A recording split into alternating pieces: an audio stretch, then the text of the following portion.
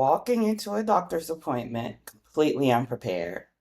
And I don't mean unintelligent, I mean emotionally unprepared, mentally overloaded, and unsure how to navigate the conversation effectively. So, what happens? You walk in with symptoms, concerns, questions, anxiety, and maybe weeks or months of frustration. But once the appointment actually starts, everything moves fast. Suddenly, you forget what you wanted to ask. You struggle to explain symptoms clearly. You leave out important details. You nod, even when confused, and you walk out realizing, oh man, I forgot to ask half of the things I needed. And this is one of the biggest reasons patients leave healthcare appointments feeling overwhelmed because nobody teaches you how to prepare for healthcare conversations. You're just expected to figure it out. But preparation changes everything because when you walk into appointments with more clarity, more structure, more awareness, and confidence, you communicate better. You ask better questions, you retain more information, and you participate more actively in your care. So today, I'm going to talk about why appointments feel so overwhelming, what most people do wrong beforehand, how to prepare mentally and emotionally, what information actually matters, and how to leave appointments with more clarity instead of confusion. Because better preparation creates better healthcare conversation. So, the first one, why appointments feel so overwhelming or even chaotic.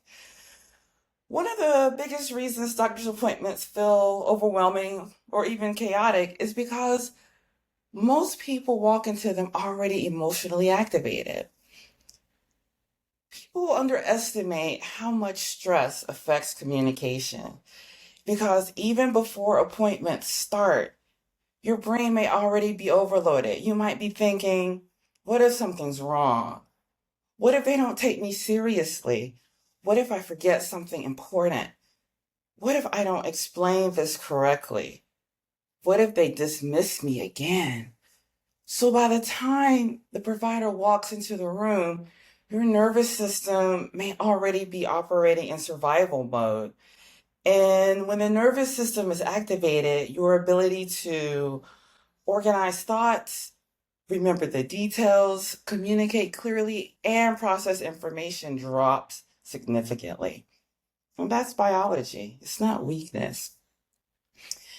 And then the healthcare environments themselves often increases that stress. So let's think about it. You have short appointment times, then there's the medical terminology, there's the waiting rooms, and then those computer screens, there are interruptions, the rush energy, this unfamiliar language. And then you top that with previous bad experiences. All of that affects your nervous system. And many people feel pressure to present themselves correctly. So instead of naturally experiencing and explaining what you're experiencing, you start performing and you're trying to sound calm, sound reasonable, sound informed, sound not dramatic. And in the process, you often minimize the very things that they came in to discuss. And you leave out the emotional impact, the symptom severity, the frequency, the confusion, or important context because you're afraid of sounding anxious, sounding difficult, sounding emotional, or just being dismissed. So now you're trying to communicate clearly while you're emotionally dysregulated. And that is incredibly difficult. And then let's talk about the time pressure. The appointment is short. So subconsciously, your brain starts rushing itself and you begin thinking, oh my goodness, I really need to hurry. I need to get to the point. I don't want to waste their time. But ironically, that pressure often makes communication worse because you jump around, you forget timelines, you miss important details, or you leave the appointments realizing, oh man, I explained that terribly. And you know what? This happens all the time because healthcare appointments are emotionally loaded conversations happening under time pressure. And that combination alone creates cognitive overload. And so now let's jump into the second topic. Why most of us we prepare the wrong way. All right, so let's jump into preparation because most people do prepare for appointments, but just not in ways that actually help. Because one of the biggest mistakes that people make is relying completely on memory. I have been guilty of this several times because you assume I'll remember it once I get there. But then here comes that stress. And, the stress affects recall. And that moment, anxiety rises, your brain starts dropping information.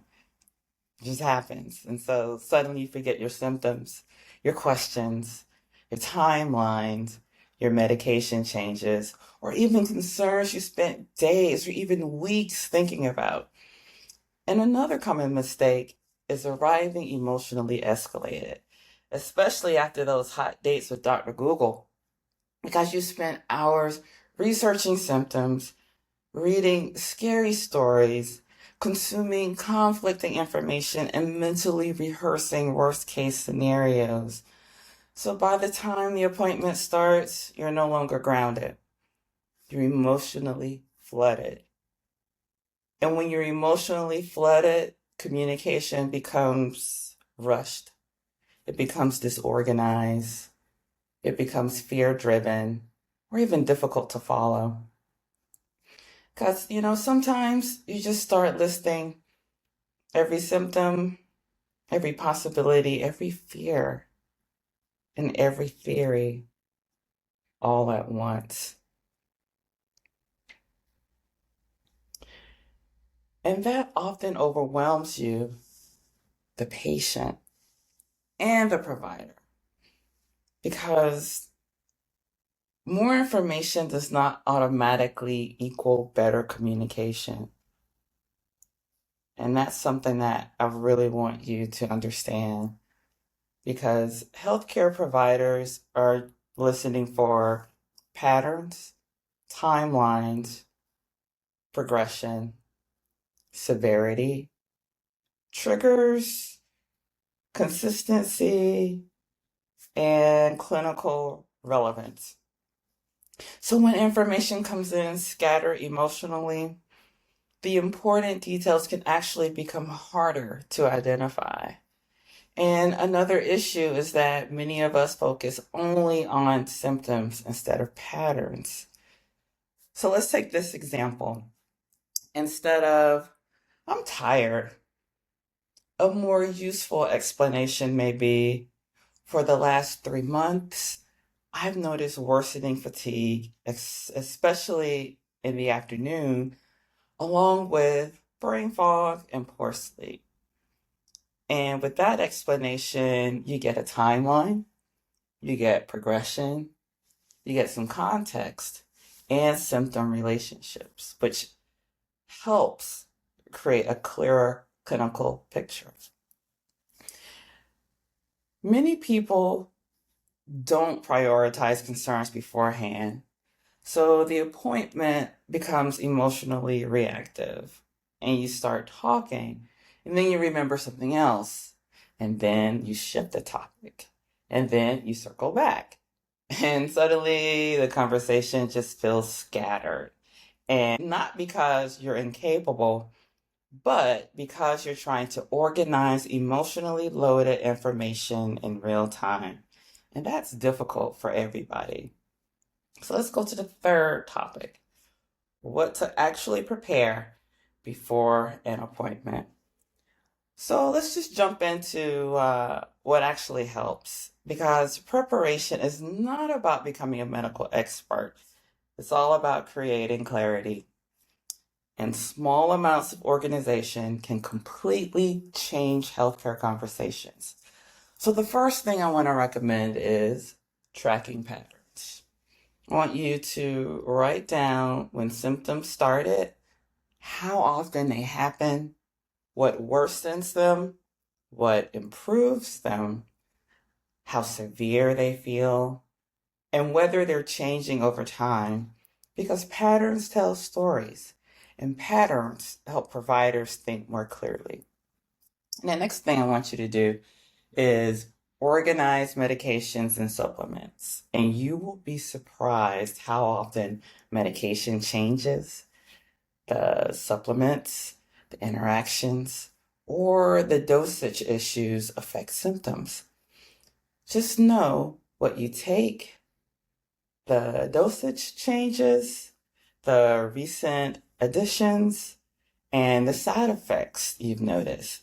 And then prioritize your top concerns. All right. Now, this is huge, because if everything feels equally urgent emotionally, appointments can become unfocused. So before the appointment, ask yourself, what are the top 2 to 3 things I need clarity on today? And this creates structure, because this is one of the most important things that you can prepare beforehand. Your questions. And don't rely on memory. Write them down and write some questions like, what concerns you most? What are we ruling out? What should I monitor? What symptoms would warrant follow-up? Can you explain that in another way? What does this mean in simpler terms? What happens next? These are powerful questions, because good healthcare communication is not just about receiving instructions. It's about creating understanding. And clarity, questions matter deeply. Because if you leave without understanding, you're much more likely to panic later, have another hot date with Dr. Google, misunderstand instructions, or feel overwhelmed afterward. And you deserve to understand what happens in your, or what is happening in your body. That's not asking too much. So the fourth thing I want to discuss is how to communicate more effectively during appointments. Now, preparation helps, okay?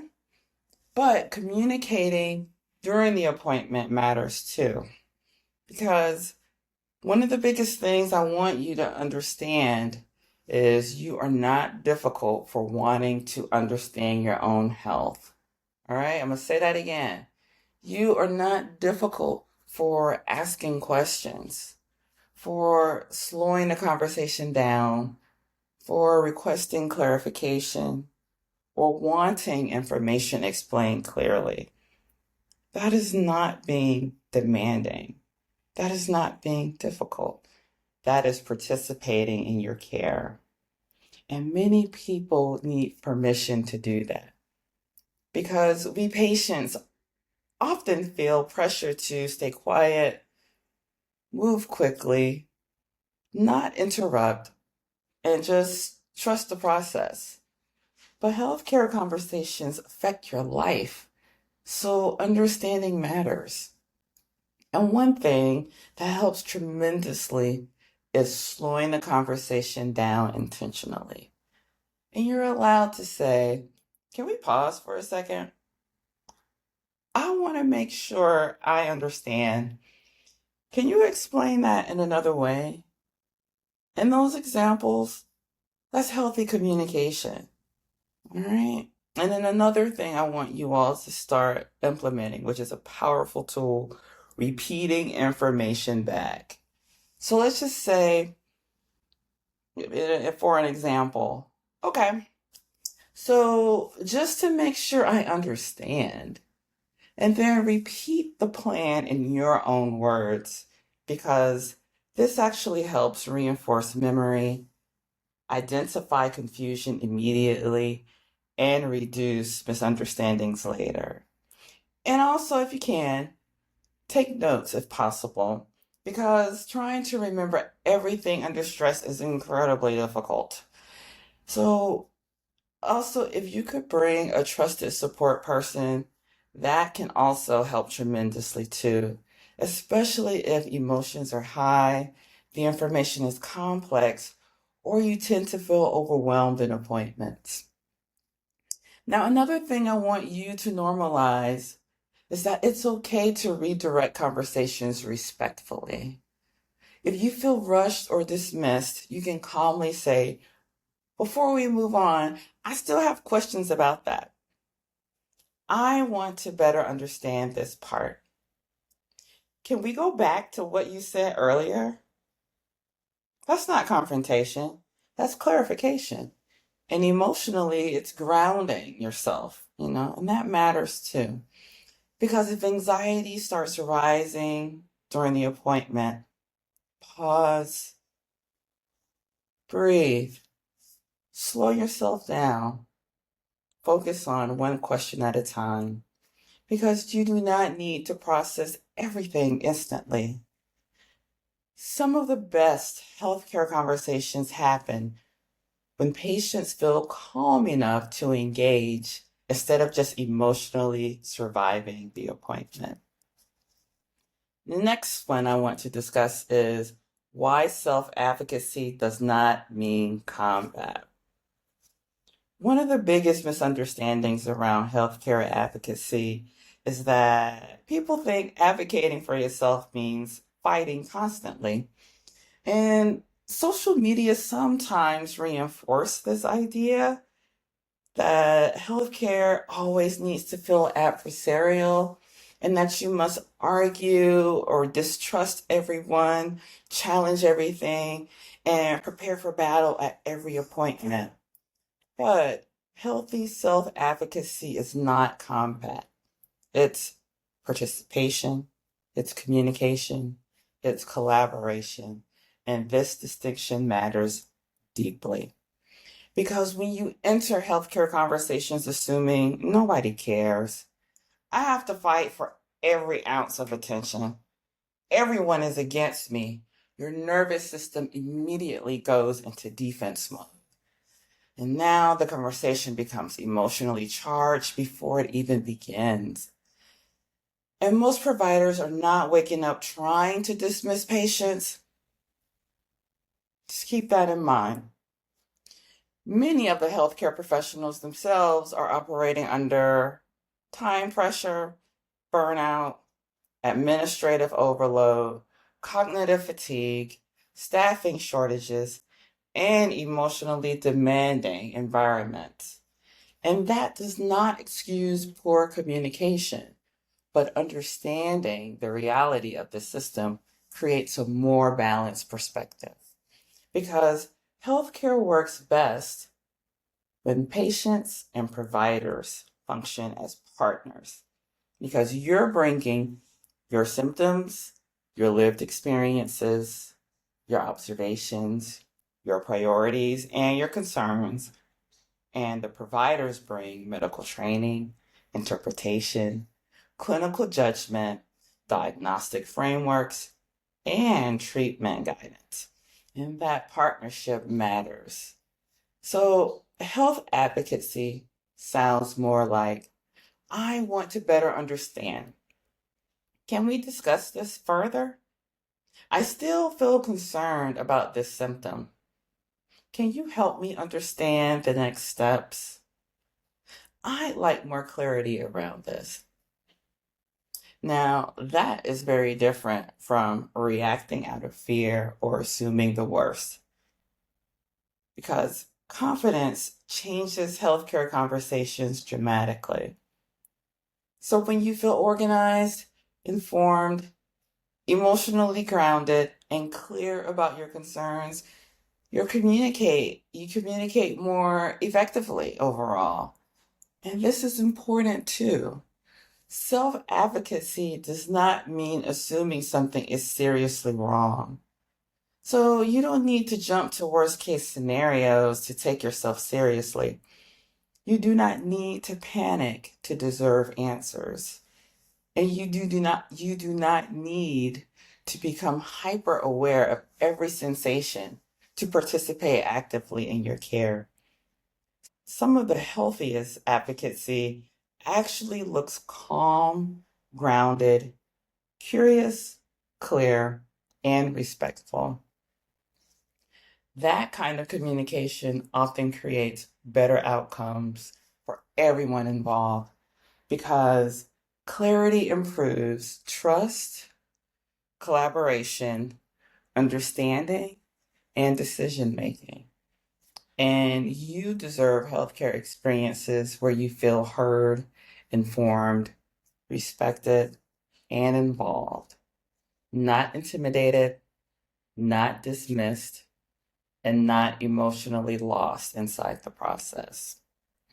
And this is one of the reasons I built Alvora.health, because too many people leave healthcare appointments carrying confusion, overwhelm, unanswered questions, and information that they don't fully understand.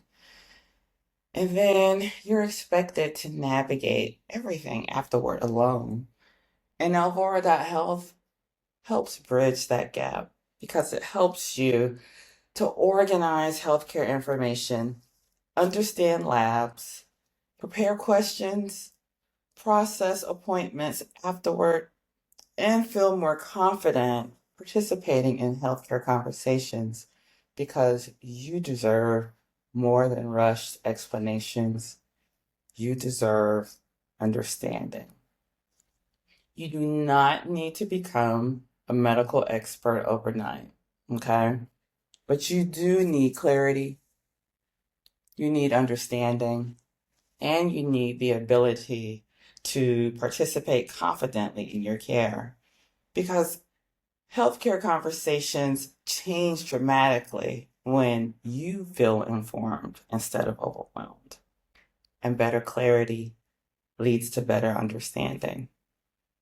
Now, if you want help understanding your healthcare information more clearly, download my free Clear Lab guide below because it'll help you better understand common labs, ask better questions, and feel more confident navigating the healthcare conversations. Until next time.